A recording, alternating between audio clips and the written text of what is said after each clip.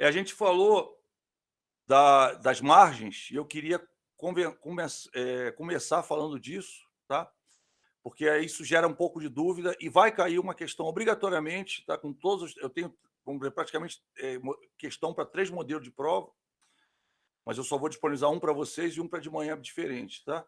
Então, o que vai acontecer? A questão de margem, ela cai nos 3 modelos. Então, vai ter uma questão disso, tá? E o que eu quero ressaltar com você, porque se você não entender, eu volto até você entender, tá? Então, só para você entender como é que são as margens. Toda vez que você faz um planejamento, você tem que definir pelo menos 3 margens, no mínimo 3 margens. Quais são as 3 margens? Deixa eu abrir lá. A primeira margem que você tem que definir é o teu piso mínimo, ou seja, do piso mínimo para baixo, não tem negociação, porque é o que você consegue no mercado. Então, não vale a pena negociar, tá? Então, até botei aqui, tá vendo? Abaixo do piso mínimo não tem negócio. Não tem negócio, não negócio. Não tem jeito, não tem jeito. Não tem negócio abaixo do piso mínimo, tá? Entre o piso mínimo e a máquina, né? A máquina, o que, que é? É a menor alternativa sem acordo, tá? Menor alternativa quando não há acordo, tá certo? Então, o que, que acontece? Digamos, é a maior oferta do cara que você não consegue fechar com a maior oferta dele, tá? Então, essa máquina, tá vendo? Ela é o teu limite, ou seja, da máquina para baixo, ó, presta atenção, não é a máquina, é da máquina para baixo, a princípio não tem negócio. Só vai ter negócio se, por acaso, houver uma concessão ou uma moeda de troca. Então, aqui, ó, entre o piso mínimo e a máquina, só vai ter negócio se tiver concessões ou moedas de troca aceitáveis, interessantes à empresa. Caso contrário, não tem negócio, tá certo? Então, só vai ter negócio entre o piso mínimo e a máquina se houver uma concessão ou uma moeda de troca, tá? Então, eu acho que assim é mais fácil você entender. E aí você tem a Mapan, tá? Que é o quê? É o teu objetivo do negócio. Quando você vai para a negociação, a Mapan é algo aceitável, que é o que você quer com a negociação. Ou seja, você vai negociar para isso, para que isso ocorra. Então você vai se esforçar para atingir aquela Mapan que o outro negociador aceite. Mas o que acontece? É claro que é difícil você acertar exatamente, digamos que seja um preço. Aí você quer R$ 102,50 pelo teu produto. Aquela é a tua Mapan. É o que você levou para a negociação para que funcionasse daquele jeito. Aí o que vai acontecer? Você vira e fala, aí você talvez você não alcance R$ 102,50. Então tem uma margem, tá? Essa margem o que que é? É acima da máquina, ou seja, não é a máquina, é da máquina para cima. Se a máquina for R$ 100, é R$ 101, ou R$ 100,50, ou seja, acima da máquina até a Mapan, tá? Então, acima da máquina até a Mapan é a tal da zona ou de negociação ou margem de negociação. É o lugar que você foi pré-estabelecido para ocorrer a negociação. Vocês não precisam falar com ninguém. É como se você já tivesse combinado, e normalmente é assim, você combinou com os teus chefes, os teus gerentes, para quê? Que você ia aceitar ou ia vender naquela faixa de preço, entre o preço mínimo e o preço máximo. Tá? Esse preço mínimo é um pouco acima da máquina, tá? E da Mapan para baixo. É claro que, se for acima da Mapan, pô, você vai comemorar, vai fazer uma festa, tá? Se for a Mapan, você faz uma festa. Se for entre a Mapan e a máquina, tá? Você atingiu o teu objetivo, você conseguiu, só que de repente não foi tão bom quanto você queria, tá? Mas tem negócio, entendeu? Entre a máquina e a Mapan é a tua zona de negociação, tá? Então, por exemplo, pode ter alguém que pode falar assim: olha, qual a sua máquina? O cara fala assim: a sua Mapan é 100 e a sua zona de margem de negociação é 10. Aí eu pergunto para você: qual a sua máquina? O que você vai responder para mim?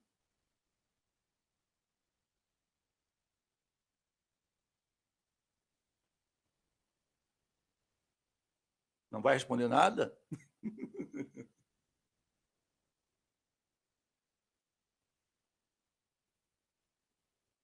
90, muito bem. Naira respondeu.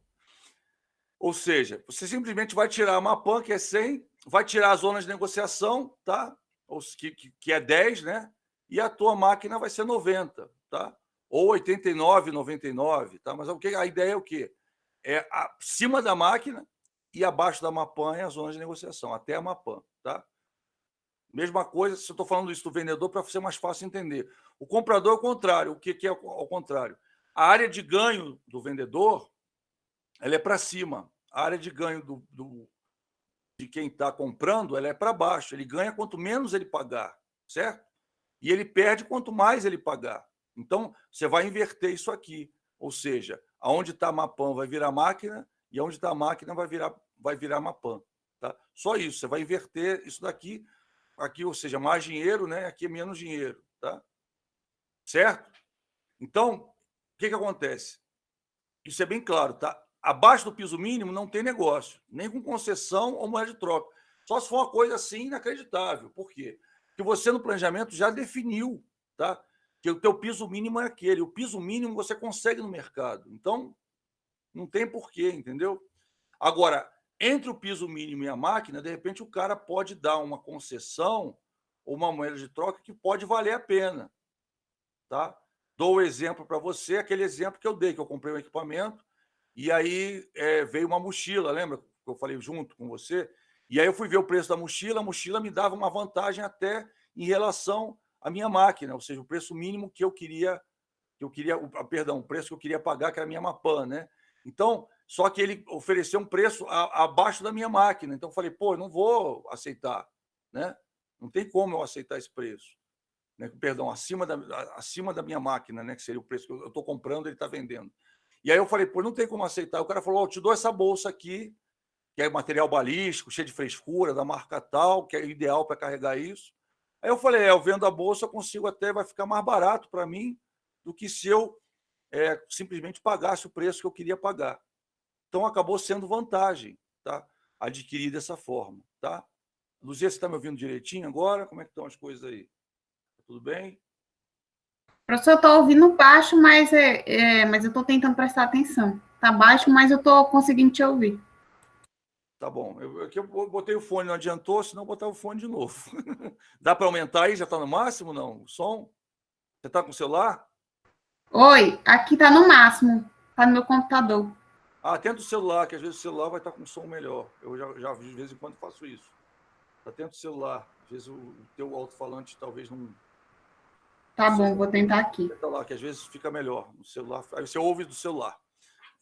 Eu faço isso de vez em quando com vocês, tá? Vocês nem percebem. Eu ligo meu celular aqui, entro, aí fico ouvindo vocês. Então, Professor, oi, pode falar. eu estou meio perdido nesse negócio de máquina e de Mapan aí, Tá, então vamos voltar para você lembrar do que é uma coisa e o que é outra. Vamos lá, então. que eu não estava aula passada, desculpa. Sem problema, vamos lá. Máquina. O que é máquina, tá? É uma alternativa fora da negociação em andamento. Indica em que momento o negociador deve retirar da negociação. Então, só para lembrar aqui, ó, a ideia, né, o que é? Que você vai negociar para produzir algo melhor do que seria possível sem negociar. Então, é como se fosse o teu limite mínimo, tá? Abaixo desse limite para baixo, né? Se não houver uma concessão, nenhuma moeda de troca, você não negocia. Por quê? Porque é um valor baixo, entendeu? Então, por exemplo, você tem um piso mínimo, esse piso mínimo já é o que você consegue no mercado, que é o quê?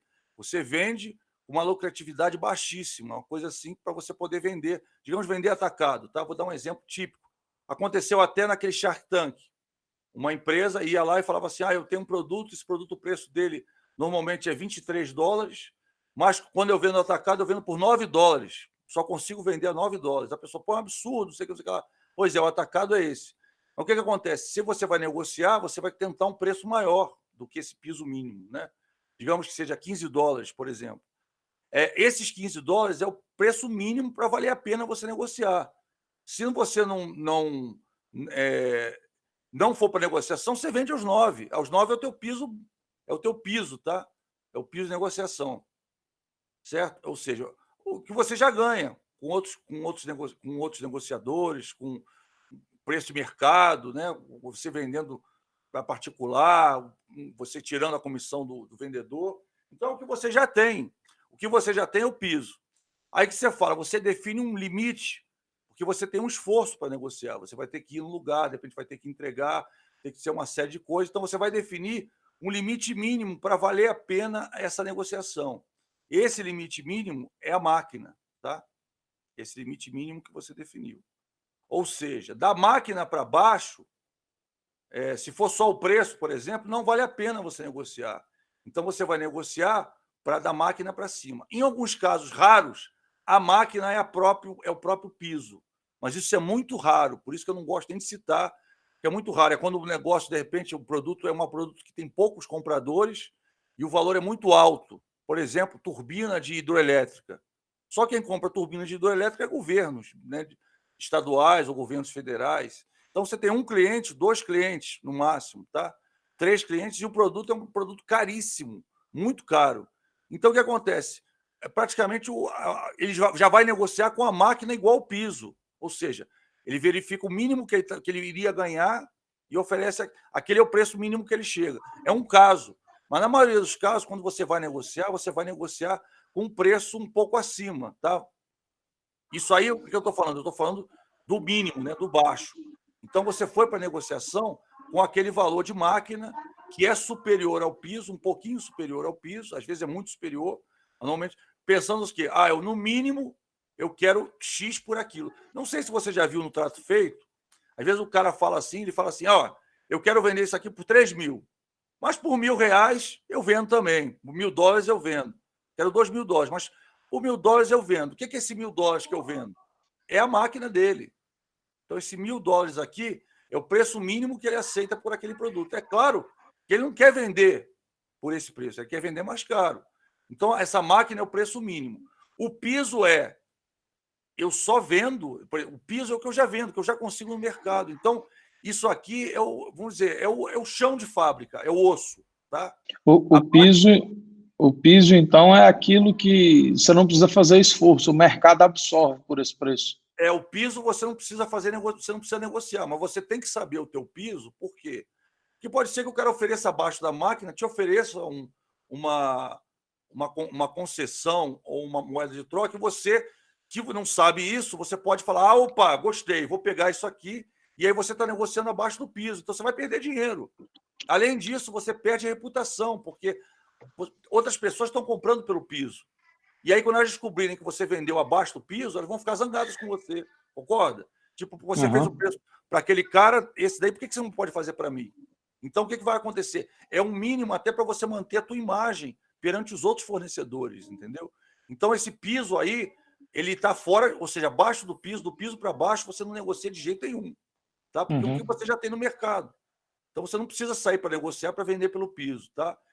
Muita gente confunde máquina com piso. Tá? Às vezes, em casos raríssimos, como eu falei, turbina, por exemplo, ou então aquele umbilical lá de Macaé, que eu já comentei com vocês, aquilo ali, a máquina é igual ao piso. É um caso raro, né? 2 casos raríssimos. Né? Normalmente, a máquina ou seja, o valor mínimo em que vale a pena negociar. Tá?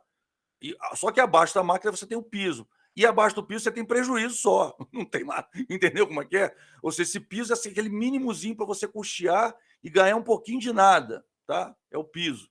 Às vezes ninguém ganha, só está se pagando. Né?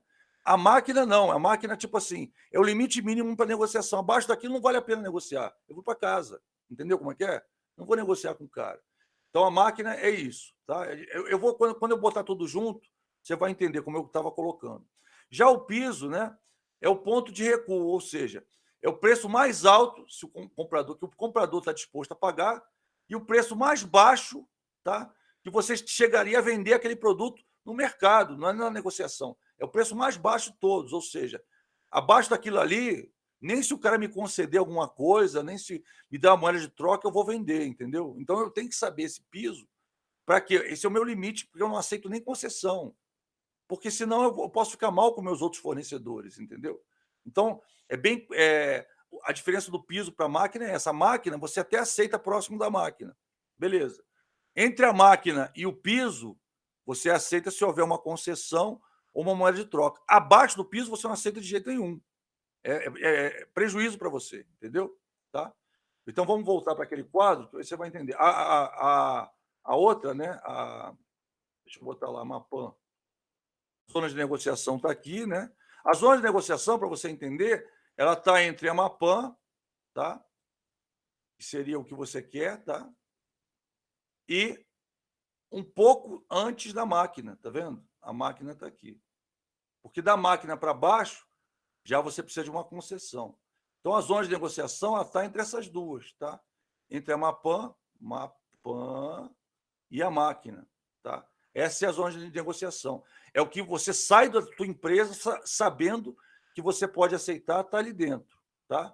Está nessa Mapan, entre a Mapan e a máquina, tá? Que você sai sabendo que você pode negociar, é isso aí, tá? E a Mapan é o teu objetivo na negociação. Por exemplo, se você tem uma frota de carro, você olha, para alugar um carro, né? Alugar um carro daquele tipo, o mínimo que ela vai pagar a diária é R$100, sei lá, R$120. Estou chutando, tá? Eu acho que você vai entender disso melhor do que eu. O mínimo que ela vai pagar é isso. Mas, tipo assim, o que eu quero que ele pague é 150. Entendeu? 150 é o que eu vou negociar para ele pagar. Ah, mas ele vai pagar 148. Está entre a Mapan e a máquina, você aceita. Beleza, é na minha zona de negociação. Está fora, aí você vai perguntar, tá bom, mas eu faço isso para você, mas o que você vai me dar em troca? Sabe? Porque está acima da máquina e está abaixo da Mapan, né? Quer dizer, perdão, está entre a máquina e o piso. Você precisa de mais alguma coisa para você fechar, porque senão aquilo ali está, vamos dizer, não era o que você planejou para a negociação, tá? Está entendendo mais ou menos? Eu acho que nesse quadro, eu trouxe esse quadro para você poder entender, aquele quadro bacana, né?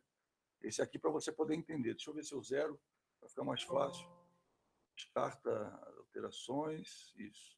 Vamos abrir de novo. Então, vamos voltar. Eu consegui entender, professor. Conseguiu ou não? Consegui. Então, porque o que acontece? Daqui para cá, ó, esse aqui que é o X da questão, por isso que eu trouxe para cá. Qual que é o significado de Mapan? Mapan é o melhor, deixa eu pegar direitinho, melhor alternativa planejada antes da Ótimo. negociação. É o teu alvo. Tá bom. Tá? Uhum. Por isso que eu botei esse desenho aqui desse alvo. É o teu alvo na negociação, é isso. Esse alvo bonito aí, que parece uma bola de bilhar, com um negócio assim. Beleza. Vamos lá. Então, olha só. A Mapan é o que você quer, é o teu alvo. Tá? Aqui é o alvo da negociação. Só que você sabe que atingir o alvo na mosca é difícil. Então, você tem uma margem de negociação que é essa aqui. Ela está entre a Mapan e a máquina. Aqui é a margem de negociação. Né? É a zona de negociação ou margem de negociação. Tá? Com a máxima sendo aqui e a mínima sendo aqui. Se for o inverso de compra, né, a mínima é aqui, a máxima é aqui. Tá? Aí, o que você vai fazer? Entre a máquina e o piso mínimo, lembrando, aqui o que acontece? Está abaixo do que você estabeleceu como limite mínimo para a tua negociação. Tá? Se está abaixo, você precisa ter alguma coisa para ressarcir você de alguma forma, ou seja, uma concessão ou uma moeda de troca. Só que ela precisa ser avaliada, tá? Para ver se realmente, ao longo do tempo, aquilo ali é vantagem para você ou não. Às vezes não é vantagem. Vou dar um exemplo que aconteceu comigo. Eu tive empresa de informática no Rio, fiz um contrato de manutenção com uma outra empresa, tá? E o que acontece? As peças eram em dólar, o dólar disparou e eu me dei mal, tá? Por quê? Negociação, eu achava que estava, só que tinha uma concessãozinha. Olha, eu vou te dar isso, vou te dar esse valor, mas as peças são por tua conta. Na época, o dólar era 1 para 1, 1 para 1,10. Eu falei, que beleza, 1 para 1,20. Que beleza, eu faço isso com o pé nas costas. Só que aí o dólar disparou para 2,50. Aí pronto, me quebrou, né? Entendeu? Me quebrou na época. E aí o que eu vou fazer? Né? Bem que foram 4 meses, 5 meses, né? E aí eu consegui levar, por questão de palavra, mas podia não ter conseguido levar. Se fosse o ano todo, provavelmente eu não ia conseguir levar. Então, o que acontece? Aqui você tem uma concessão, tá vendo? Aqui você só aceita se tiver uma concessão, uma moeda de troca. Eu até escrevi aqui para não ter erro, tá? Então, abaixo do piso mínimo, o mínimo é o que você já consegue por aí fora. Então, você não precisa negociar. Então, abaixo do piso mínimo, você não negocia. Não negocia de jeito nenhum, tá? Entre o piso mínimo e a máquina, eu só negocio se tiver uma concessão ou uma moeda de troca que seja interessante para mim, para a minha empresa, né? Caso contrário, eu também não negocio. Agora, entre a Mapan e a máquina, aqui é minha área, minha zona de negociação, ou minha área de negociação, tá? qualquer valor aqui dentro, eu aceito. E, claro, se for acima da Mapan, eu aceito estar. Não, beleza, vamos fechar agora. Fecha agora com você, entendeu? Aí, outra coisa. Quando você começa a negociação, o primeiro valor que você fala nunca é a Mapan. Tá? Se você falar Mapan, é óbvio que você vai conseguir abaixo dela. Então, você vai ter um limite máximo de negociação, que vai ser, vamos dizer, a primeira oferta. A primeira coisa que você vai falar para o outro negociador, para ver se ele aceita. Se aceita isso, o cara... Não, é claro que essa margem tem que ser um pouco abaixo do preço de mercado. Ele conseguiria no mercado, senão não é vantagem para ele negociar. Até a gente explicou isso na aula passada. Então, quando você for negociar, por exemplo, se o teu preço de mercado ou com o teu preço costuma ser praticado pelas outras empresas, né, e às vezes por você, se for R$100, você vai levar 98. E a tua primeira oferta para ele vai ser, olha, no mercado está tanto, mas eu estou te oferecendo 98 aqui. O que você acha? Aceita? O cara, não, está muito alto. Ele vai jogar dele lá embaixo. Aí você sobe, joga um pouco abaixo. A tua intenção é chegar na Mapan. Aí, se você consegue chegar na Mapan e ele chega bem próximo, aí você já sabe que vai fechar entre a Mapan e a máquina. Se ainda estiver distante, provavelmente não fecharia. Aí, o que vai acontecer? Vai estar entre a zona, entre a máquina e o piso mínimo. E aí, nesse lugar, você fala, tá bom, mas o que você me oferece a mais para eu fazer esse negócio com você? E se o que você oferece a mais é uma concessão, uma moeda de troca. Deu para entender agora? Entendeu direitinho, Vitor? O que você acha? Entendi, professor. Tranquilo, tranquilo. Você é um negociador, rapaz. Isso é moleza para você. Não é?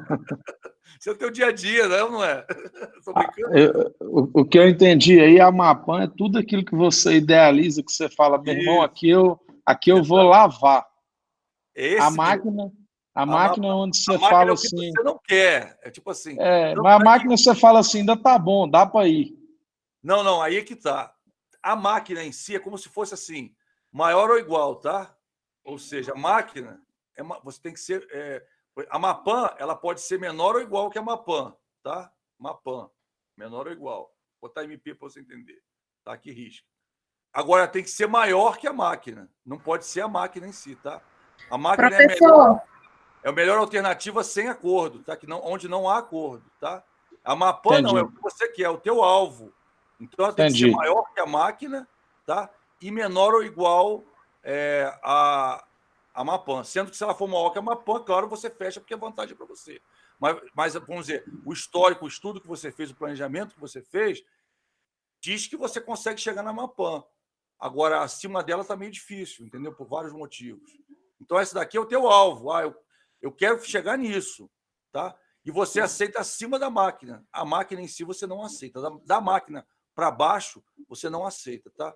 Pacote mínimo ou ponto mínimo de condições, até onde vale a pena aceitar a proposta. Então, até a máquina dá para aceitar. Da máquina para baixo, você não aceita mais, entendeu? Essa é a questão. A não ser que tenha uma concessão, né? Vou botar até essa seta aqui para você não confundir. Na máquina para baixo, até o piso mínimo, nessa zona aqui entre a máquina e o piso mínimo, que eu até abri aqui, você aceita só se tiver uma concessão. Se não tiver uma concessão, você não aceita. Você vai sair perdendo, entendeu? Ou seja, são limites que você estabelece antes de partir para a rodada de negociação. Você estabelece isso no planejamento. Por que é bom você estabelecer no planejamento? Porque você vai discutir com os teus gestores, se for o caso, vai discutir com o setor operacional, se você for o dono do negócio, para dizer, vale a pena fazer isso, então vamos fazer. E até estuda com eles que tipo de concessão o cara pode dar que vai ser vantagem para a tua empresa. Então, você já vai com a concessão na cabeça, uma moeda de troca na cabeça. Mas, é claro, pode ser que a concessão, a moeda de troca, seja uma completamente inesperada na hora. E aí você vai ter que reavaliar. Ou você vai marcar uma segunda rodada de negociação, ou você vai, eu vou no banheiro um instantinho, liga para alguém e fala, e aí, o cara ofereceu isso. Está acima do piso mínimo. Você acha que eu devo aceitar ou não? Se for abaixo do piso mínimo, você nem vai ligar para o cara, você vai dizer não e acabou. Entendeu? Essa questão é para você ir vamos dizer, como um negociador autônomo, né? Para você ir com autonomia para fazer a negociação. Por isso você precisa dessas margens. Porque abaixo do piso mínimo, o cara pode fazer a concessão que for, que você vai dizer para ele, infelizmente, não dá para aceitar. Tá? Agora, entre a máquina e o piso mínimo, aí sim, você pode aceitar. Se for uma concessão boa ou se for uma moeda de troca boa. E entre a máquina e a Mapan, você aceita sem nem pensar. Está na tua zona de negociação. Beleza? Tranquilo? Até aqui? Alguém está com dúvida? Que eu vi alguém falando. Beleza, professor. Beleza? Então tá. Podemos seguir, pessoal? Podemos. Então tá. Passos fundamentais para o planejamento simples da negociação. Acho que a gente viu isso na aula passada. Eu vou repetir rapidamente, só relembrar, tá? Porque o meu foco hoje é o planejamento estruturado, como eu falei para você. Tá? Então, só para lembrar, o que eu vou colocar na mesa? O que eu vou expor para o outro negociante? Essa fase ela tem umas coisas que você tem que pensar que estão aqui dentro. A primeira coisa é o raporte. Tá? Não sei se você já ouviu falar do raporte, mas o raporte é aquele negócio, tem cara que vai... É para ficar legal, para ficar um clima bom, quebrar o gelo. Então, o cara... Eu conheci um negociador que ele sempre começava a falar, ele nem torcia muito para time de futebol, mas sempre que ele entrava numa rodada de negociação, ele falava do Flamengo. Porque o Flamengo era um time que tinha muita gente no Rio de Janeiro, né? Que era... muita gente no Rio que era Flamengo, né? Dizem até que no Rio só tem Flamengo e não flamenguista, né? Dizem que é isso. Aí o que o cara fazia? Ele chegava na rodada e falava do Flamengo, falava dos gols, falava disso, falava daquilo. Para quê? Para quebrar o gelo. Então, ele fazia um raporte. Depois do raporte, você vai fazer um overview do teu produto. O que é o overview? Você vai dar uma passada por todo o seu produto, tá? Falando dele, ou o serviço que você vai vender, aquilo que você vai vender.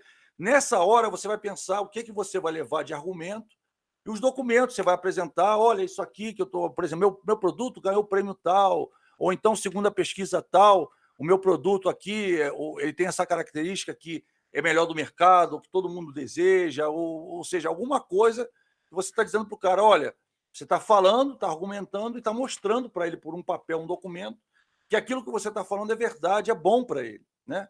Então, você vai trazer, essa hora, o que você vai falar, como é que você vai apresentar o produto, como é que você vai falar dos benefícios, o que destacam a tua marca em relação a outras marcas, o que destacam o teu produto ou o teu serviço em relação a outros produtos e outros serviços. Claro que você vai enaltecer, vai falar as coisas boas, né? As coisas ruins você vai deixar para ele perguntar nesse momento, tá? Você vai falar só das coisas boas, né?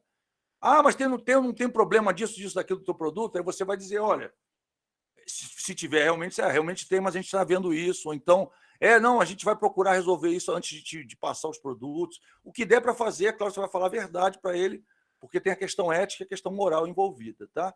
Então, você vai fazer o raporte, que é para o cara ficar teu amiguinho, vamos dizer, você vai ser simpático com ele, tá? É uma iniciação. Depois você vai fazer um overview do produto, e aí você vai pensar no que você vai expor, a estratégia que você vai usar, o que você vai expor para esse outro negociante. Então, está tudo nessa primeira fase, né, de planejamento. Por isso que é o planejamento mais básico. Está mais ou menos, você compactou tudo dentro de uma fase, que você vai falar, etc. A segunda fase é conhecer o cara, né? Você vai ver qual o interesse dele naquela negociação, o que ele quer, e aí você, com essas duas posições, você já consegue implementar melhor a estratégia que você vai usar e a abordagem que você vai usar. Então, você tem aqui a abordagem. Como é que você vai...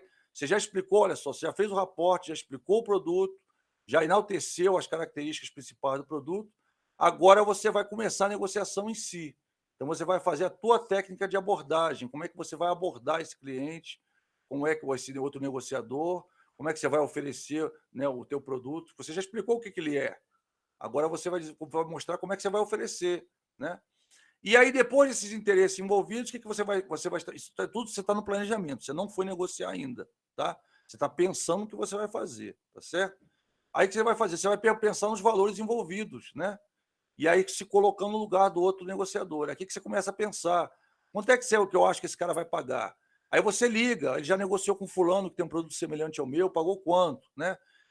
E o ciclano, o que aconteceu? Aí, de repente, você fala com outros colegas seus, ou até, de repente, você tem algum conhecido na empresa, ou até liga, né? Liga para a secretária ou para alguém. Ah, vocês têm, por exemplo, vou falar até do Vitor agora, Vitor. Ah, vocês já alocaram um carro aí antes? Já? Ah, legal. E aí, vocês pagaram? O que você estava... Você ficou satisfeito com o quê? O que foi ruim para vocês estarem abrindo mão? É o preço que vocês estavam pagando? O pessoal não estava atendendo direito? Então, você faz uma sondagem, né? Essa sondagem, é claro, você tem que tomar cuidado, porque vão saber que você fez essa sondagem. Provavelmente vão saber. Então, você pergunta coisas, né? Até não, é que eu vou negociar, estou querendo saber mais aí da tua empresa, estou querendo ter uma posição melhor. saber o que vocês gostam, o que vocês não gostam, o que foi a falha dos outros para não falhar igual, para saber se eu posso atender. Então, quer dizer, a pessoa não vai ver com maus olhos você fazer isso, entendeu? Você está tentando atender melhor, né? Só que, na verdade, você está angariando informação para você negociar, tá? Então, o cara até nem sabe desse detalhe. A princípio, você só está ligando para ver como é que você vai oferecer melhor o teu produto, então, ou o teu serviço. Então, eles não vão ficar zangados de você fazer isso. Então, aí, é claro, se você conseguir fazer a pesquisa fora sem ligar para a empresa, é melhor. Mas, normalmente, a experiência diz que uma ligaçãozinha, pelo menos para a secretária, você vai ter que dar. Não tem jeito, tá? Ou vai se fazer de cliente oculto, né? Vai para lá para fingir que você vai comprar alguma coisa, para ir ver o que eles estão oferecendo, ver o preço que eles oferecem. Quando é uma revenda, por exemplo, né? Você pode ligar para lá e falar, eu queria comprar o produto tal. Você sabe que ele vai comprar de você. Aí você sabe quanto é que por quanto eles vão vender, vai analisar a margem, uma série de coisas você pode fazer. Então você vai ver os valores que estão envolvidos. Nesses valores envolvidos, né, eu até separei para você entender. A primeira coisa que eu tenho que definir é qual é o meu piso mínimo de negociação, ou seja, o meu ponto de recuo. Abaixo disso, eu nem olho para o cara. Ah, mas eu vou te dar uma concessão, eu vou te dar transporte gratuito, eu dou isso, eu dou aquilo. Não, porque você vai ficar mal com os outros negociadores teus, tá? E esse preço você já consegue no mercado, então não tem sentido você negociar pelo preço mínimo, entendeu? A não ser que seja um produto que tenha pouquíssimos compradores, e aí você tem que botar o osso, né? Em último caso, o osso, que é melhor você ganhar um pouquinho o osso do que não ganhar nada, né? Mas a ideia é o quê? Você não vai partir para negociação para ganhar o mínimo, você vai partir para negociação para ganhar alguma coisa, né? E essa alguma coisa que você vai ganhar, tá vendo? É melhor alternativa em caso de não acordo. Então, é o máximo, tá? Que você daí para essa máquina você define, ou seja, abaixo dessa máquina, a princípio não vai ter acordo. Se for um preço, né? Só abaixo desse preço aqui não tem negociação. Por exemplo, você define R$100, tá? De R$100 para baixo não tem negociação, tá? Aí o piso mínimo teu, digamos que fosse 90, um exemplo, tá? Aí de 90 a 100 não tem negócio, a não ser que haja uma concessão. Se houver uma concessão aqui, ou uma moeda de troca que seja interessante para você, aí você pode aceitar dentro desse limite. Abaixo você não aceita de jeito nenhum. Abaixo não tem jeito. E é claro, para cima, né? Na zona de negociação, daqui até a Mapan, você pode aceitar, tá? Pessoal, por incrível que pareça, eu consegui colecionar umas 8 questões de concurso só sobre isso, tá? Concurso de administrador, de técnico, de até coisa que você não imagina, tá? Depois algumas eu até acho que vocês vão conhecer em breve, mas outras vocês não vão conhecer. E eu vou mostrar na sala, depois que passar isso aqui, quando a gente entrar em processo decisório, eu falo para vocês, né, para não dar cola de possíveis questões. Então, a gente vai ter entre a Mapan, tá? E acima da máquina, ou seja, de 101, né, para cima, é que eu tenho a minha área de negociação. E é claro, se eu estou vendendo para cima disso aqui, né? Se eu estou vendendo para cima disso aqui, eu estou ganhando mais. Então, mas dificilmente vai ser acima. A Mapan já é algo que você definiu que seria assim, o máximo que você poderia ganhar com isso. E é o que você quer ganhar, tá? Então, você definiu o piso mínimo, definiu a máquina, só está faltando definir a Mapan, que é o que você quer fazer, né? O que você quer atingir. Então, você define a Mapan que você quer atingir, e, é claro, definiu a máquina, definiu a Mapan, eu defini a minha zona de negociação ou área de negociação, que é o meu range, né? Daqui, entre aqui e aqui, o que eu posso negociar fácil, sem problema nenhum, tá? Aí você vai pensar o quê? Nas concessões, ou seja, se tiver entre a máquina e o piso mínimo, o que você poderia aceitar? Claro que você não vai discutir sozinho, você vai discutir com o pessoal da tua empresa. Se você for chefe, for líder, for, né, dono da empresa, você vai discutir com o teu setor de operação, com outros diretores, que tipo de concessão aquela empresa poderia fazer por você que faria você aceitar entre a máquina e o preço mínimo, tá? Ou seja, você vai ganhar alguma coisa, mesmo se chegar no preço mínimo, vamos dizer, devido à concessão, você está ganhando alguma coisa. Então, você tem que ver o que vale a pena você ganhar, né? Porque é aquela história, se você for para negociação, você quer entre a máquina e a Mapan. Se for abaixo desse mínimozinho que você já definiu, é praticamente o que você consegue no mercado. Então, você tem que ter alguma coisa, né, um faz-me rir, vamos dizer assim, para você poder aceitar isso. Senão, é mais do mesmo, né? Você continua negociando no mercado, continua vendendo para os fornecedores que você já tem, não tem sentido você negociar, tá? Então, você vai analisar essas concessões possíveis e, é claro, as moedas de troca. O que você... Tanto aí você também pensa no teu caso, o que você pode dar para ele fechar. Às vezes, né, você concede transporte, transporta mercadoria, às vezes você, sei lá, dá a participação dele numa feira que você vai participar, você fala, você pode participar, dá um ingresso para ele participar da feira, para a empresa dele participar. Então, quer dizer, tem várias coisas com moeda de troca que você tem que pensar também, que você pode oferecer para ele caso não tenha acordo, tanto da parte dele quanto da sua parte, tá? Moeda de troca. Às vezes, com uma moeda de troca, você fala assim, olha, eu não posso fazer menos do que isso, mas eu posso te oferecer isso. O cara, então vale a pena, eu vou aceitar. Então, você tem que pensar tanto nas concessões que você pode receber, que você aceitaria, nas moedas de troca que você aceitaria, e, claro, no que você pode fornecer e nas moedas de troca que você também pode fornecer, tá certo? Então, você tem que pensar nisso. No planejamento, você tem que pensar e discutir. Só que pode acontecer, e normalmente acontece, do cara oferecer uma coisa que você não tinha pensado. Aí, nesse caso, você vai avaliar se você precisa consultar superiores ou consultar seu setor operacional, ou fazer uma análise mesmo para saber se aquilo vai valer a pena ou não. Tá? Agora, se vier abaixo do preço mínimo, esquece. Você já vai dizer, não, abaixo desse preço eu não posso fazer, que é o que eu já vendo no mercado. Então, acabou. Não tem sentido eu estar aqui negociando com você para obter esse valor. Entendeu? Mais ou menos isso. Tá? Por fim, você vai definir o cenário, tá? Que é o layout, né? É o local onde vão ficar os negociadores, objetos presentes. A gente até na aula passada falou que o ideal, por exemplo, quando é na própria empresa, você coloca a tua mesa com os brindes, umas canetas da empresa, né? Uns brindezinhos, uns pesos de papel, umas agendas, para a pessoa olhar e você já começar o raporte oferecendo alguma coisa para ela. Mesmo o cara não sendo chinês, brasileiro gosta muito de presente também.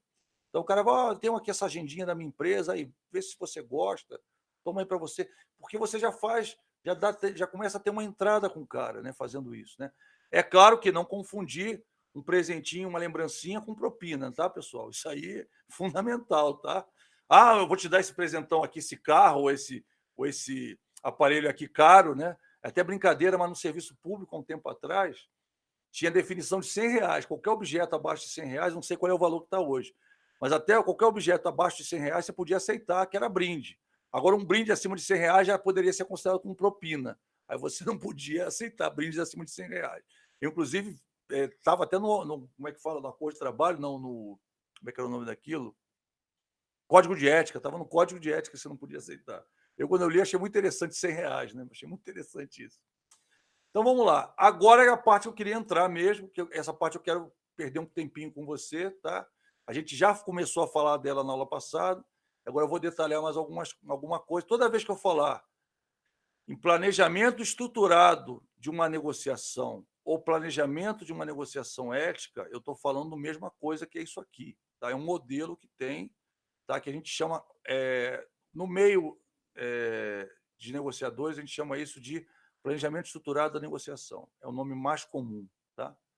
E aí os autores gostam de chamar de planejamento de uma negociação ética ou passo para uma negociação estruturada e eficaz. Eu gosto muito da palavra estruturada, por quê? Porque é uma forma, você vai ver que são várias técnicas que a gente está usando dentro. Ali você viu que o negócio é meio empírico, tem umas coisas aí que o cara tira meio da cabeça, faz brainstorm, entendeu?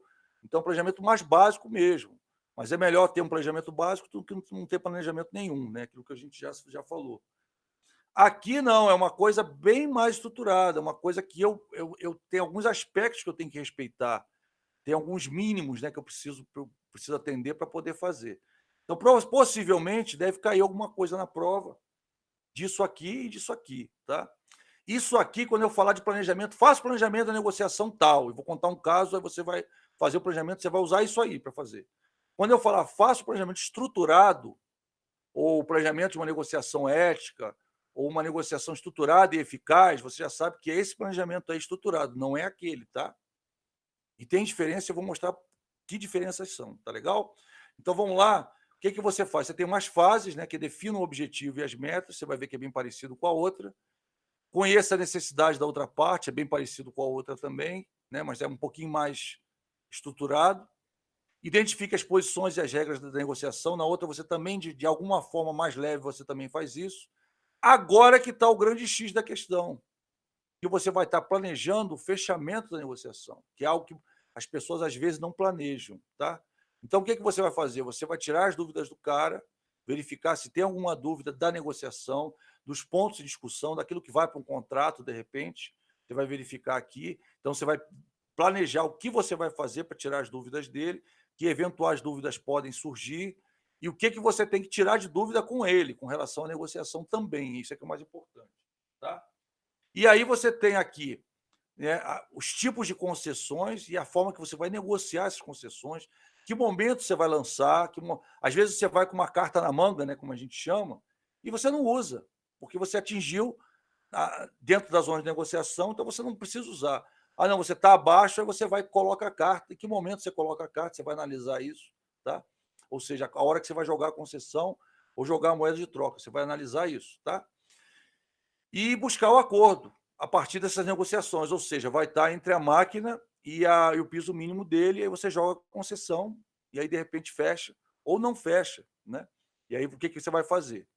E aqui são atividades que você tem que fazer, perguntas poderosas, né? Para você ver se ainda tem uma pendência e fechar as pendências e, principalmente, levar a negociação a ser fechada. Porque, às vezes, né, principalmente quando a negociação é muito nefrálgica, né, o negociador é muito duro, ele não deixa exatamente certo que a negociação foi fechada, fica meio no ar as coisas, entendeu? Ah, tá, então tá bom assim, gostei, vamos ler, vamos ver, vamos fazer, é isso aí, depois a gente se encontra. Não, não. Aí você vai ter que encaminhar para o fechamento, tá? É hora de você dizer, né? Você já viu, né, no mercado, o que está faltando para você fechar comigo hoje?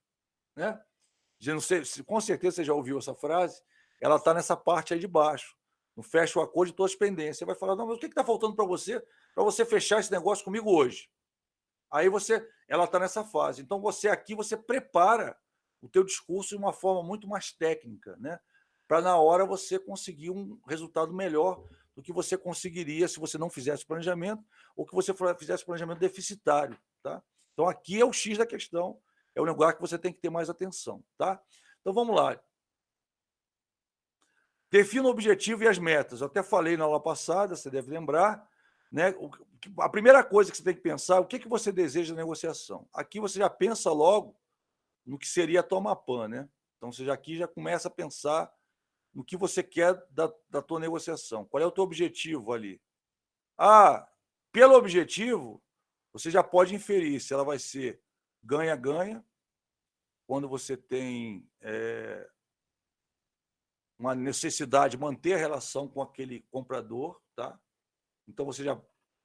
não. Ou então você quer vender um negócio e se livrar. Às vezes é um estoque velho que vai ficar obsoleto, alguma coisa, como no meu caso, né, que eu contei para vocês, que eu fiquei cheio de placa 386XX na mão. Eu queria me livrar, eu mandei ver. Eu quero me livrar dessa placa e eu não queria nem saber. Perde e ganha. Tá? O ganha, perdão, é ganha perde. Tá? Então, ganha perde. Ou seja, eu quero ganhar o máximo possível e lixe-se, entendeu? Porque, tipo assim, eu quero me livrar daquele estoque. Amanhã você não vai negociar mais com o cara. Beleza, mas eu quero me livrar daquele estoque. Às vezes, é a tua necessidade, né? Então, você tem que analisar qual é o objetivo da negociação. Se é manter, às vezes, é um grande comprador, um atacadista, alguém que vai te dar uma visibilidade, né, boa, ou vai fazer um negócio, pode fazer outros negócios melhores no futuro, aí o ganha-ganha. Não, quero me livrar de um estoque velho, né? Isso em moda é muito comum, né? O cara que trabalha com moda, o pessoal que fabrica. Eu sei que eu tenho uma tia que tem uma fábrica em Caxambu, Minas Gerais, tem uma fábrica de roupa lá. Então, o que acontece? Por exemplo, agora acabou o verão. Se ainda tem peça do verão lá que ela não vendeu, ela está desesperada para vender, está se livrando daquilo, entendeu? O mais barato possível, da forma mais rápida possível. Então, aí o que é? Um ganha-perde, ela quer ganhar, não quer perder, tá? Ela vai negociar aquilo, pode ser que ela nunca mais negocie com aquela pessoa, mas ela quer se livrar daquele estoque, entendeu?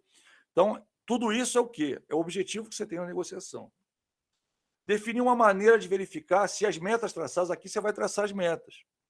Então, vai verificar se as metas traçadas foram atingidas ou não. Então, aqui eu preciso analisar como eu vou verificar se eu atingi a meta ou não. Se for um preço, é fácil. Cheguei naquele preço ou não cheguei naquele preço, né? Mas, às vezes, não é só isso. Às vezes, você tem uma série de coisas que você vai negociar. Aí você faz aquele slicing, né, que a gente já viu antes. O que é o slice? Você vai, aos poucos, oferecendo as coisas e vai fechando e vai anotando que você está fechando. Aí, no final, você vai repetir, que a gente vai falar disso aqui, Então a gente fechou isso, fechou isso, fechou isso, fechou isso, fechou isso. É isso aí mesmo? Então tá, beleza, vamos assinar o contrato, tchau. Tá? É mais ou menos isso, tá? Aqui você vai criar um referencial quantitativo ou numérico para determinar se você alcançou o objetivo. Ou seja, o objetivo você tem que ser mensurável, né? Então, e uma das formas é a técnica SMART. O que é a técnica SMART? Você vai procurar definir metas específicas, metas que são mensuráveis, metas que sejam estimulantes, metas que sejam realistas, metas que sejam tangíveis. Né? O SMART é específico, mensurable, attainable, realistic e tangible, né? Tangible. Então você vai pegar isso aqui tudo, né? Que é específico, mensurável, estimulante, realista e tangível. E aqui tem um exemplo, né? Por exemplo, aumentar o valor do contrato não é específico, né? Não é mensurável. Eu tenho que dizer alguma coisa. Eu quero aumentar o valor do contrato, mas eu quero aumentar em quanto? Em 20%. Eu quero aumentar o valor do contrato para tanto. Beleza, é uma forma de negociar. Será possível incorporar novas técnicas de gestão? Todos os envolvidos ficarão mais satisfeitos, está vendo? É alguma coisa o quê? Eu estou. Alguma coisa que seja estimulante, né? Que seja atingível, né? Alguma coisa realista, está vendo? Os serviços justificam a cobrança adicional. Então, estou pedindo mais, mas eu vou fazer alguma coisa que vai também dar um plus, né, no negócio. Aqui é um valor adicional em razão dos serviços realizados. Então, esse mais que eu estou oferecendo. Então, isso tudo aqui, pessoal, eu posso ter uma meta que seja, ao mesmo tempo, específica, mensurável, né, estimulante, alcançável, realista e tangível. Posso ter uma meta só, um preço X, que, para mim, vai responder isso tudo. A técnica SMART é isso, eu tenho que ter metas que respondam essas perguntas aqui. Tem que ser específica, tem que ser mensurável, tem que ser alcançável, tem que ser realista, tem que ser tangível. Tá? Tranquilo aqui, pessoal? Beleza? Tudo entendido? Deixa eu ver, alguém fez uma pergunta, eu vi alguém aqui. Não, já está antigo. Beleza. Então, vamos continuar. Isso aqui a gente viu na aula passada, eu estou repetindo, né? Conheça as necessidades da outra parte. Então, você tem que saber, né? O ideal é conhecer a pauta de negociação. Às vezes, a pessoa vira para você e fala assim, fulano, eu quero me reunir com você semana que vem. Vamos lá, vamos sair, vamos lá. Aí você não sabe nem o que é. Aí você liga para a secretária da pessoa e fala assim, eu agendei um compromisso com fulano, o que é mesmo, hein? Aí a pessoa, a secretária, vai falar porque o cara vai anotar para não esquecer. Ou então, se ela não souber, você vai perguntar para o cara, fulano, você marcou uma reunião comigo, e aí você brinca, devo me preparar? O que vai ser? Não, a gente vai negociar não sei o quê. Beleza, que bom, não sei o quê. Porque ele quer que você não se prepare, né? Mas ele também não vai mentir, ele vai dizer o que é o assunto se você perguntar. Então, a ideia é o quê? Você tem que estudar, pesquisar e buscar saber o que vai ser a pauta dessa reunião. Então, por exemplo, se você já sabe que vai para uma reunião, já sabe os interesses da outra parte, vai ter contra-argumento, você tem que ir documentado, você tem que levar documento para mostrar para o cara na hora. Não dá para fazer esse preço, olha só a minha conta, olha só minha precificação, como é que está. Você tem que mostrar para ele que não dá. Deixa eu beber um bolinho d'água aqui, que a gente está indo direto, né? Estou dando uma acelerada na parte que a gente já viu para ver a parte que a gente não viu, né? E está no tempo ainda. 8h50, né? Vocês mesmo que falaram, hein? 8h50, né? Então vamos lá. É o horário da prova.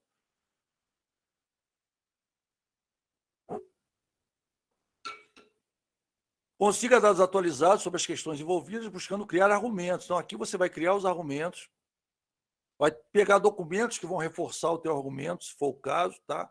Preferencialmente, tente fazer isso, que você vai ver que vai melhorar bastante, que contra fatos não há argumentos, né? E, é claro, se você tem um fato para embasar um argumento, vai ser mais difícil o cara quebrar esse argumento seu, né? Aumentar a capacidade de persuasão, você vai ver que tipo de estratégia você vai usar para persuadir a pessoa a fazer um negócio com você. Vai fornecer uma visão mais ampla da negociação, ou seja, possibilidades, que tipo de concessões você pode fazer, os limites, né? Aqui você vai pensar nos outros limites, na máquina, no piso mínimo, nas zonas de negociação, você vai pensar aqui, os outros limites, ou seja, você inverte um pouquinho a história da outra vez, né? Lá você começa pelo mínimo, aqui você começa com o teu objetivo, com a tua meta mesmo, e aqui agora você vai dizer, tá bom, aquilo eu já defini o que eu posso aceitar, agora eu vou definir o que eu não devo aceitar. E aí, claro, você vai acabar designando a tua zona de negociação entre a máquina e a Mapan, tá? Se for o caso, você vai negociar uma coisa que você não conhece bem, procure se familiarizar com glossários, expressões técnicas, palavras, jargões da área, né? Coisas que vão poder te dizer, para você não ficar boiando. Aqui eu até comecei com você, né? Quando você tem uma ou duas palavras que você não sabe, beleza, você pergunta. Agora você não vai perguntar tudo para o cara. O que é isso mesmo que você falou? O que é isso mesmo que você falou? O cara vai falar, esse cara não entende nada. Pô, tinha que ter mandado outro negociador. O cara não entende nada do negócio. Então estude, dá uma lida. E aí, claro, se aparecer uma expressão que você não conhece, você pergunta na cara de pau, melhor do que você não saber o que é. E depois, não, você fechou que é desse jeito. Pô, mas eu não sabia que isso era isso. Depois não adianta, tem que perguntar na hora. Pesquise aspectos legais envolvidos na negociação. Aqui eu dou até um exemplo do trato feito, né? Que o cara lá negocia armas. Nos Estados Unidos tem uma lei na Califórnia dizendo que você pode, como pessoa física, negociar uma arma até 1899, uma coisa assim. Acima, ou seja, 1900 e pouco para cá, 1900, 1901 para cá, você tem que levar essa arma para um órgão e ele vai negociar. Como assim? Ele vai verificar se a arma é verdadeira, se ela tem registro, né, se tem alguma coisa, e se a outra pessoa que vai comprar, a pessoa que pode ter arma ou não. Então, ele vai fazer uma intermediação da venda daquela arma e você, claro, vai perder dinheiro por causa disso. Então, até 1900, até 1800 e poucos, você negocia no preço que você quiser, você e outro cara. Já quando você leva para esse órgão, vai ser um preço tipo de mercado, uma tabela, e você sempre perde dinheiro porque você vai ter um interveniente que, claro, vai ter que ser pago de alguma forma. Tá? Mas é uma lei, eles têm que cumprir. Então, quer dizer, existe essa questão. Estou dando um exemplo. Você pode ter coisas que são aspectos inerentes à negociação, coisas que você precisa saber, né? Coisas que você tem que estudar antes de ir. Às vezes, leis daquela negociação. Às vezes, por exemplo, você vai negociar determinado produto, vai vender, e aí você tem um imposto em cima daquilo, e às vezes o imposto é alto. Você tem que incluir esse valor de imposto também, porque você vai ter que pagar isso. Então, são aspectos que você tem que verificar, tá? Isso aí tudo está nessa parte, né? Joga uma segunda parte da negociação. Na terceira parte, também é uma parte de identificação. Tudo isso é planejamento, tá? Lembra que a gente fez várias coisas, falou muito de estilo de negociador. A ideia aqui é você pegar aquilo lá e tentar verificar, tentar encontrar o estilo da pessoa que vai negociar com você. Professor, eu nunca negociei com um cara, como é que eu vou saber? Você vai ter que perguntar para outras pessoas que negociaram com ele, né? Que elas vão te dizer algumas características. O ideal é você pegar 3, 4, 5 pessoas que já negociaram com ele, empresas, e perguntar. É claro que a empresa não vai soltar, não vai dar de mão beijada para você, mas às vezes você pega uma característica aqui, repete a mesma característica numa segunda, numa terceira empresa, numa quarta empresa, você já monta o perfil do cara com as características que você vê repetidas, que as pessoas falam que a pessoa é, tá? Então é muito interessante esse tipo de coisa. Não é fácil aqui para essa parte aqui, inclusive. Às vezes você tem um assessor ou alguém para te ajudar a fazer essa pesquisa, porque é uma pesquisa chata. Você verifica que tipo de negócio a pessoa fez. Às vezes você tem na internet, às vezes você tem no balanço da pessoa, da empresa, né? Você tem isso. E aí a ideia é você procurar dados realmente para tentar verificar que estilo de negociador, para saber que tipo de abordagem você vai ter. Lembrando que a estratégia é o teu ataque, né? E a tática é a tua defesa, tá? Então, só para você entender, tática está mais ligada à defesa, tá? Estratégia está mais ligada ao ataque, tá? Por isso que a gente já deu a estratégia, a tática a gente vai falar no final desses slides, tem as táticas, tá? E é só ler, só ter uma ideia da tática. Você vai conhecer o canal de comunicação, às vezes a pessoa vai negociar com você pelo Google Meet, por exemplo. Às vezes não, ela vai negociar por telefone, às vezes vai negociar pessoalmente. Vai negociar num restaurante, vai negociar. Então, quer dizer, tem que ver aonde ela vai negociar com você, né? E se for negociações entre empresas, a tua empresa, a empresa dela, as pessoas que vão negociar, né? Que tipo de abordagem, tenta ver, analisar a empresa, analisar a pessoa. Então, aqui é uma fase de estudo, tá? É o teu planejamento. Isso aqui é muito importante. Se ela for comercial, e a maioria das negociações são comerciais, ou seja, que envolve um produto ou um serviço, você vai ter que identificar previamente os participantes. Quem são os influenciadores, os decisores e os compradores. Então, por que você precisa ver? Por exemplo, quem está te solicitando normalmente é o cara que vai negociar com você, tá? Mas ele, às vezes, tem alguém que influencia ele, às vezes o chefe dele, às vezes um outro setor, né? Que ele vai trazer junto da negociação, ou que já deu as informações para ele. Então, tem alguém que vai influenciar essa negociação. Você tem um decisor que, às vezes, o cara que está indo negociar com você, ele tem, como eu falei, uma margem, como você tem uma margem definida, mas não é ele que vai bater o martelo.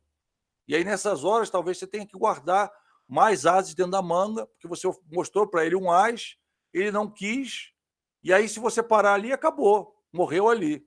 Mas aí, de repente, você oferece alguma coisa que ele leva para cima, e aí, de repente, ele fecha com você. se ele é o comprador ou se tem um outro comprador, um beneficiário final, porque às vezes você está vendendo para ele revender. Então, você, por exemplo, você vende um produto para ele e ele pega e revende para o consumidor final. E aí, esse preço que ele está ganhando para vender para o consumidor final é bom que você saiba, porque ele tem uma margem de ganho. Né? Então, você pode, por exemplo, ele pode virar para você e falar assim: não, eu preciso comprar a R$10. Só que ele vende para o usuário final por 30. Aí você fala, cara, você vai ganhar R$20 nas minhas costas? Qual é, né? Pô, vamos dividir esse prejuízo aí, vamos lá. Então você me dá 20 e você ganha 10 no cara. Eu ganho mais 10 com você e você ganha 10 com o cara, né? Então, quer dizer, é interessante você saber, porque você vai ter argumentação e argumentações contrárias aos argumentos deles. Então é muito importante você saber isso. Tá? Seguindo, aí já começa aquela fase que você começa a planejar como é que você vai fechar a negociação. Aqui você está planejando o processo final da negociação, a partir daqui. Então, o que você vai fazer? Você vai tirar as suas dúvidas e principalmente as dúvidas dele. Tá? Então, verifique se os pontos de negociação foram discutidos e se existe consenso sobre a solução acordada. Então, você vai ter que verificar como você vai fazer isso durante a negociação. Né? Isso é fundamental que você faça a negociação. Então, você planeje como você vai fazer. Observe os prós e os contras que foram identificados. Aqui você vai verificar, você já vai levar uns prós e uns contras, mas durante a negociação vão surgir outros. E aí, em face daqueles prós e daqueles contras, você tem que verificar que caminho você vai tomar, que rumo você vai tomar na negociação. Tá? Além dos ganhos e perdas com a negociação. Os aspectos apontados são aceitáveis. Aqui você vai analisar que tipo de concessão eu vou receber dele, que tipo de moeda de troca. Eu posso aceitar isso? Eu não posso? Se eu não puder aceitar, com quem eu vou tirar a dúvida aqui na empresa? Ou vou ter que levar para o meu chefe? Não vou ter que levar. Então, o que você vai fazer? Você vai fazer um brainstormingzinho mais focado. Né? O acordo vai resolver os problemas da minha empresa? Será que vai resolver os problemas da empresa dele? Né? Aqui, às vezes, você pode perguntar durante a negociação, mas já pensa, olha, esse acordo com você, desse jeito, você pagando isso, fica bom para você? Fica, não fica por causa disso, por causa daquilo. Né? Aí vai verificar a satisfação das pessoas com os resultados. Né? Como é que você vai verificar isso com ele? Às vezes uma pergunta simples basta. Está satisfeito? É isso mesmo? Esse preço está bom para você? Vai ficar lucrativo para você? Você vai conseguir rodar direitinho? Vou, isso aqui, beleza. Então, por que você está vendo isso? Né? Aqui, é claro, as perguntas elas são mais positivas se for um ganha-ganha. Então, você vai perguntar, né? Eu brinco, né, que é a tríplice intente, né? Que você vai estar analisando se a coisa que você está fazendo com o cara, principalmente em ganha-ganha, se está atendendo essas 3 cláusulas. Né? A negociação foi ética? Foi. Criou-se uma relação de confiança? Criei. Eu vou buscar criar. Tá? Se por acaso estou planejando, eu vou buscar ter uma relação ética, vou buscar ter uma relação de confiança e vou buscar trocar informações com ele. Ou seja, eu tenho informações que eu quero receber dele e tem informações que eu quero passar para ele e pode ser que tenha informações que você não queira passar para ele. Então, você vai ter que analisar também o problema de você não passar aquilo para ele. Tá?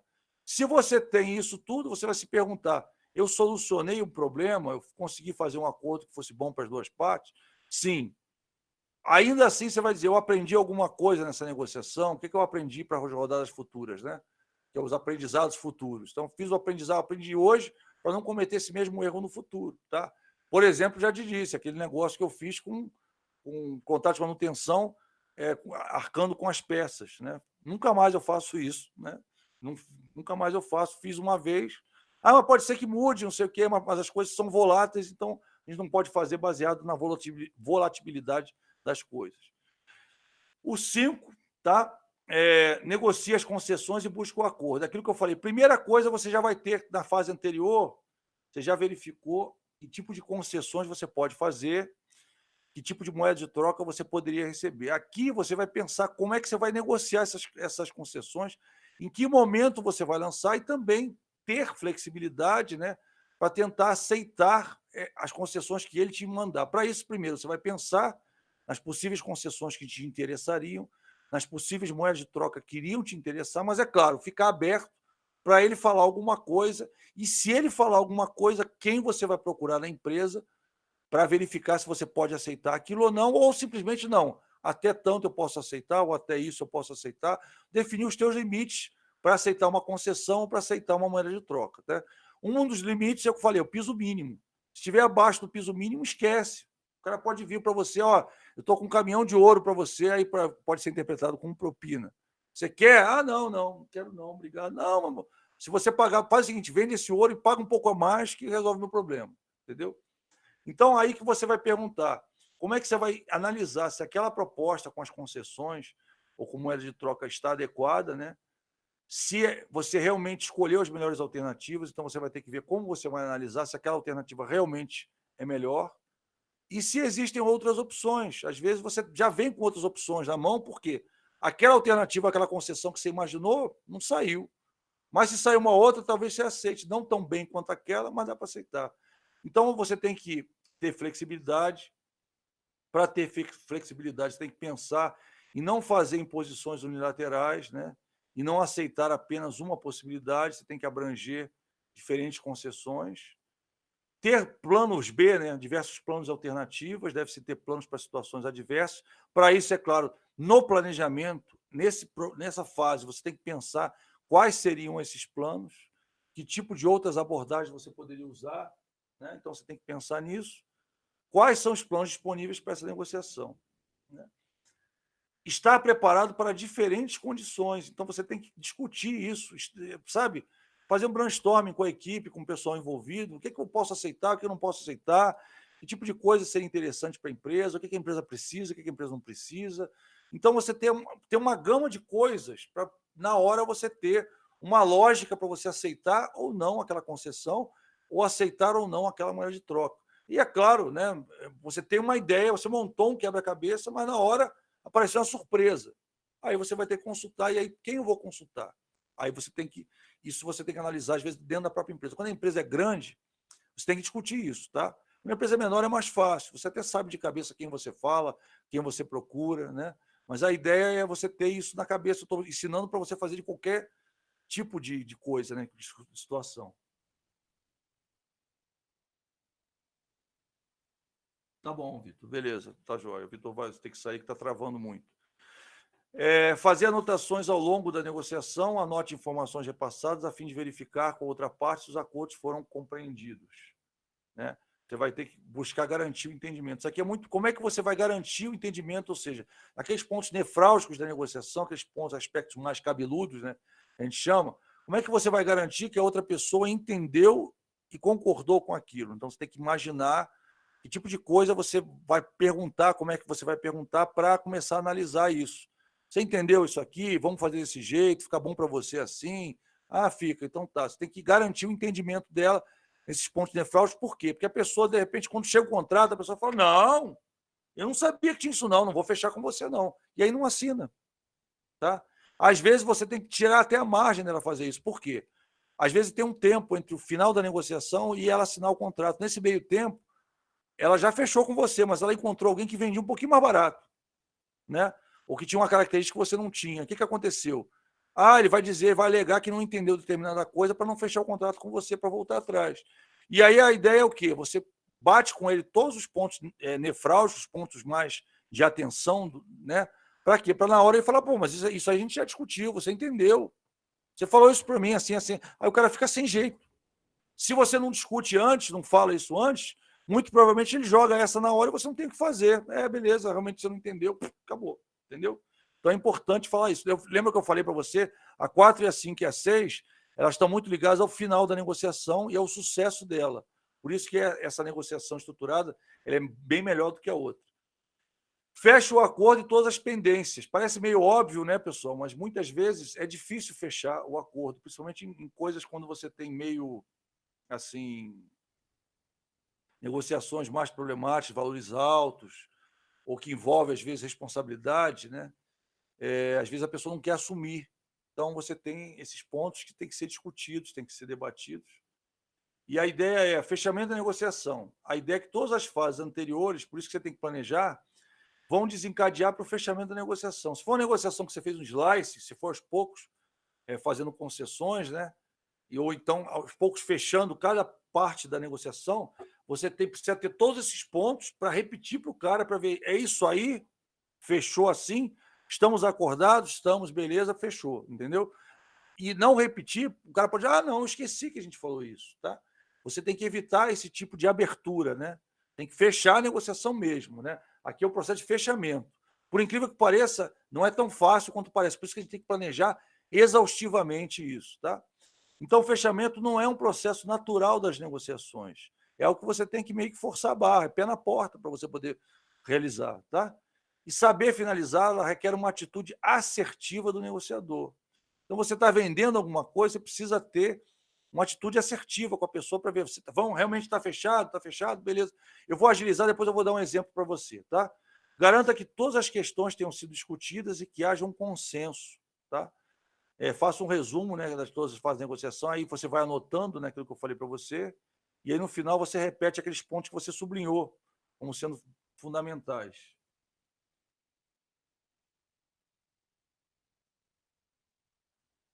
Tá ok. Verifique se resta alguma pendência, confirme o fechamento por meio de perguntas, né?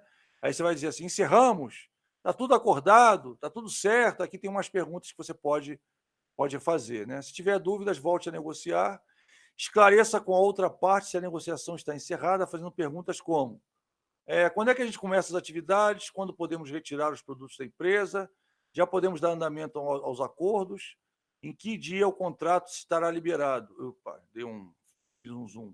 Que dia o contrato está liberado, tá, por exemplo. Tá?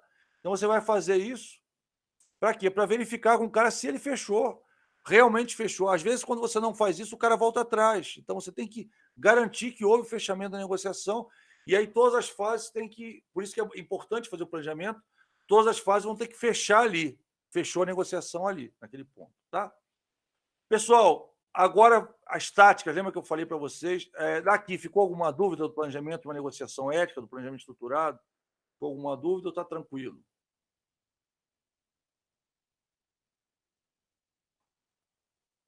Tranquilo? Beleza, então. Então vamos lá, tranquilo. Então vamos lá. Eu falei para você que a estratégia é o ataque, é o que você vai fazer para atacar, tá? A tática está mais ligada à defesa, tá? O que você vai fazer para se defender, que é muito importante também, né? O ataque é importante, até dizem, né, que a melhor defesa é o ataque. Mas às vezes você tem que saber se defender. E aqui uma das formas de se defender são táticas que você usa em negociação para você se defender de situações. A gente vai falar um pouquinho sobre isso, né? Então, mesmo com planejamento bem feito, podem ocorrer, sendo até comum que ocorra, algum tipo de dúvida, impasse ou outros questionamentos ao longo da negociação. Existem táticas que podem ser utilizadas para ganhar tempo, tá, na negociação ou mesmo para obter mais informações a respeito do negócio, mantendo uma condução do processo agradável e amigável, sendo essas as seguintes. Então, a gente vai falar de algumas táticas para você manter a negociação, porque às vezes você vê que vai perder a negociação ou alguma informação que você precisava, alguma coisa, e aí você não... estou com medo, sei lá, e aí você toma uma atitude, e aí a questão é: qual atitude eu posso tomar para manter o processo agradável, amigável e manter aquele negociador até eu poder fechar com ele, né? E aqui tem algumas táticas, algumas delas você vai ver que são, na verdade, estratégias que a gente já discutiu, né? E algumas são estratégias que têm uma outra forma, ela está agora como tática, ou seja, a mesma coisa que serve como estratégia também serve como tática, tá? Então vamos falar de algumas aqui. Primeira, evite ir para uma negociação sozinho. Por quê? Porque a pessoa, no mínimo, ela vai ser a tua testemunha do que você falou. Então, você está numa negociação, lembrando que existe negociação de produto, de serviço, existe negociação trabalhista, existe negociação sindical, existem vários tipos de negociação, e esses dois processos, né, mais genéricos de negociação, eles servem para esses dois tipos, né, até para esses vários tipos de negociação. Eles têm uma abrangência muito grande, tá? Só que você tem que, né, como é que eu posso dizer, não ajustar, mas customizar para aquilo que você quer, tá? E as táticas também. Então, você vai ver que algumas táticas aqui, você já viu o teu chefe usar, você já viu o setor de funcionalismo usar, você já viu negociação sindical acontecer. Então, vocês que já têm uma experiência profissional, né, ao contrário do pessoal da manhã, que tem menos experiência profissional que vocês já vão ver algumas coisas que já aconteceram, que vocês já vivenciaram ao longo da sua vida. Tá? Por exemplo, né, você vai para uma negociação sozinho, né? Um parceiro pode complementar as explicações que você fala como negociador. É claro que lá, antes de ir, você tem que estabelecer quem vai ser o negociador e quem vai ajudar, ou tira bom, tira mal, que eu chamo, né? Que cada um vai assumir uma posição, um assume a posição de prudente, outro de mais liberal. Então você faz oferta, o outro, não, como é que você faz uma oferta dessa para o cara? Que absurdo. Aí o cara já fica, puxa, não, então a oferta do cara é boa. E às vezes não é, eles estão combinados, né? E aí você vai combinado. E lembrando daquela história, você vai ver, na estratégia eu deixei o cara no carro, estacionando o carro, né? E ele apareceu de repente. Aqui, né, como é uma tática, a ideia é o quê? O cara pode não ir com esse intuito, mas no meio da negociação você vê que necessita disso. O cara não quer fechar, ele está com uma posição muito dura. Aí você faz um sinal para o cara começar a agir de uma forma tática. Então ele foi só contrapondo o que você estava falando, mas naquele momento ele já virou o tira-mal e você o tira-bom, vamos dizer assim. Você é um negociador bonzinho, ele é um negociador duro, né? E aí vocês estão trocando informação. Construir parcerias, às vezes, se você vai negociar numa empresa, você verifica que você conhece alguém que trabalha lá, ou uma empresa que já tenha negociado com você, que negocia com eles também. E a ideia é essa pessoa que te apresentar, dizer para você da sua reputação, se você tiver uma reputação boa, claro, né? Ou seja, para ela poder te dar uma certa abertura, você diminuir o processo de raporte. Ou seja, a pessoa já ter uma outra visão a teu respeito, uma visão melhor, né? Então você constrói na fase de planejamento, você levanta informações, né? E aí você verifica alguma pessoa, você verifica a pessoa que você vai negociar e as pessoas que ela conhece, pessoas que podem te ajudar, né? Que podem favorecer o acordo, claro, tendendo para o seu lado, né? Isso aí você tem que ver desse jeito. Porque às vezes o cara escolhe uma pessoa que, pô, esse cara aí negociou mal comigo, eu tive um problema com ele, aí é melhor não usar, né? Obviamente, é melhor não usar. Surpreenda a outra parte, aquela história que eu falei que você tem que andar com umas cartinhas dentro da manga, uns coelhos dentro da cartola, para você tirar na hora certa, né? Então você vai com isso, às vezes você vê a negociação meio travada, aí você oferece alguma coisa, ou dá uma concessão, ou dá uma moeda de troca que vai mudar o cenário, né? Então a ideia é que você vê que tem uma estratégia parecida de surpresa, né? E aqui também tem você guardou a carta, você está negociando com o cara, você nem ia usar, mas em determinado ponto você vê que o negócio travou, aí você obtém alguma concessão ou dá alguma concessão que vai facilitar a negociação, tá? Utilize as limitações de autonomia a seu favor. Aqui só uma parte. A gente falou de autonomia 3 vezes, tá? A primeira vez, quando a gente falou de atitude do negociador, a atitude errada do negociador, por quê? O negociador chega e já diz: eu não sou a pessoa certa para negociar com você, eu não posso fechar, eu não sou a pessoa certa. Aí, nesse caso, é pior dos mundos. Por quê? Porque você não vai negociar com ele, você não vai abrir estratégia com ele, você não vai fazer nada.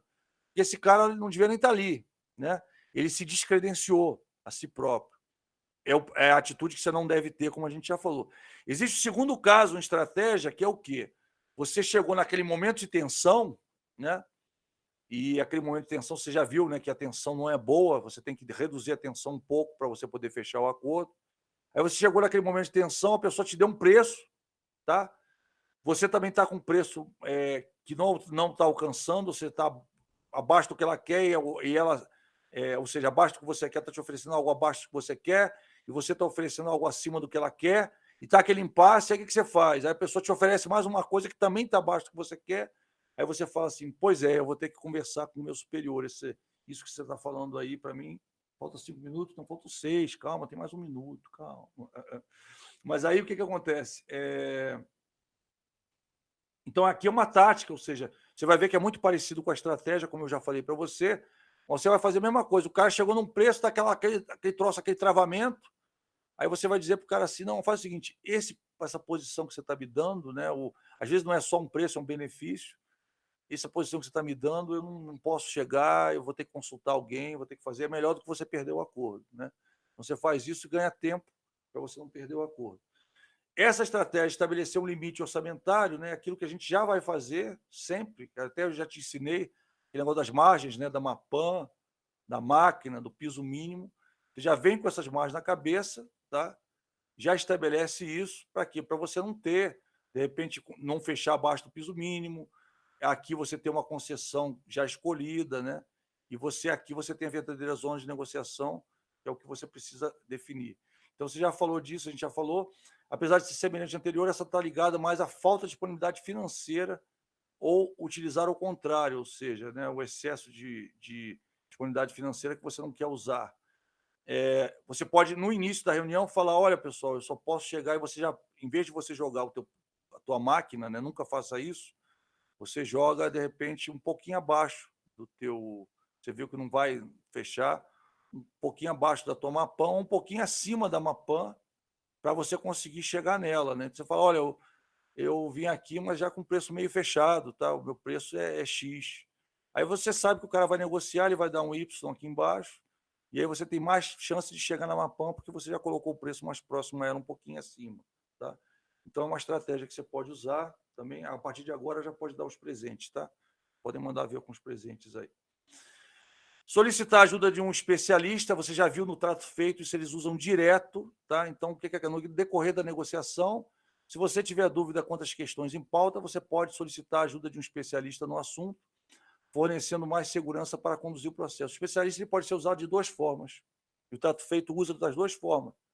Você não assistiu o trato feito, assista no YouTube, até antes da prova, que vai ser bom para você, e talvez tenha uma questão bem parecida, tá? Então, dá uma olhada lá, que talvez te dê uma luz, tá? Então, o que acontece? A pessoa pergunta o preço para aquela pessoa, quanto é que você quer nisso? X. Pois é, mas eu não entendo bem disso, eu vou chamar para mim um especialista. Aí chama o especialista explica alguma coisa e já dá um valor abaixo. Então, ele usa o especialista como forma de convencimento da pessoa que o que ela está pedindo está muito alto, né? E, às vezes, o valor do especialista já é um valor pré-combinado com o cara, claro que um valor coerente, para que aquele valor possa também dissuadir o cliente daquele valorzão que ele quer. E, é claro, quando é um item de interesse. Quando não é um item de interesse, ele nem chama o especialista. Ele já manda o cara embora e pronto, tá? Então, o especialista ele pode ser usado para isso, ou, é claro, quando você tem dúvida, às vezes, se o negócio é falso, se o negócio é verdadeiro. Eu tenho até um aluno que transaciona com arte, né? Leilão artístico, isso aqui.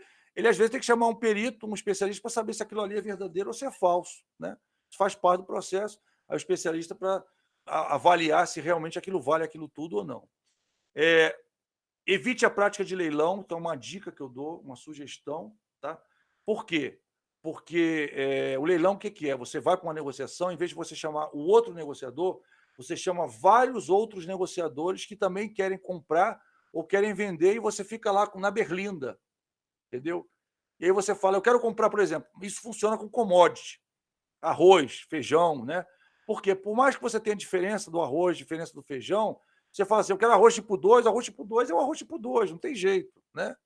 Ah, o meu é mais limpo, o meu é mais sujo. Não, tudo bem, mas é arroz tipo 2, entendeu? Então você vai chamar o cara e faz um leilão. Quem é que paga menos aí? Ou quem é que vende mais barato? Isso é feio, é uma prática ruim. Os negociadores não gostam disso e a empresa fica mal falada.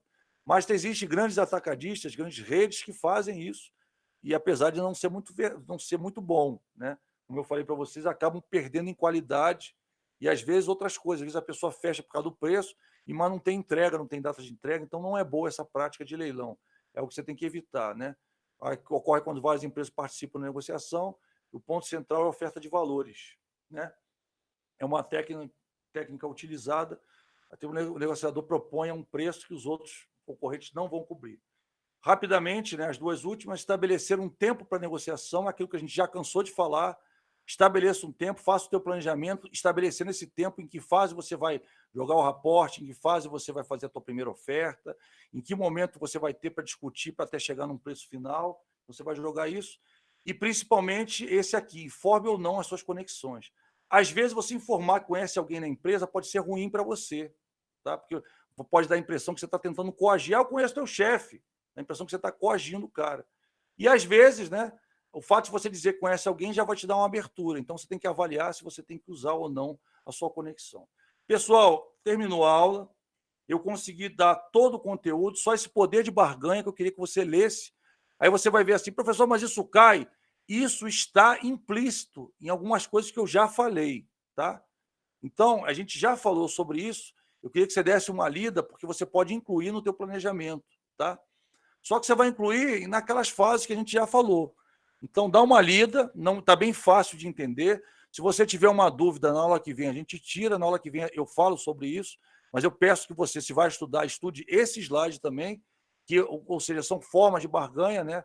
Barganha com poder de concorrência, com poder de legitimidade, com a questão de você correr risco, né? De conhecimento das necessidades do outro e as suas, poder de persistência, poder do precedente, ou seja, de coisas que você já fez, e o poder da ética, ou seja, da sua reputação. Então, dá uma lida nisso, que você vai ver que já foi falado, já está dentro de várias coisas que a gente já falou. Né? Isso aí só de uma forma só tangibiliza aquilo que a gente já falou. Pessoal, muito obrigado, boa noite a todos, bom feriado, né? Que amanhã teremos um feriado, bom feriado. Espero que vocês estudem. Na terça-feira eu gostaria de tirar dúvidas de vocês. Se não tiver dúvida, a gente vai adiante na matéria, começando com esse slide aqui, como a gente já falou, tá?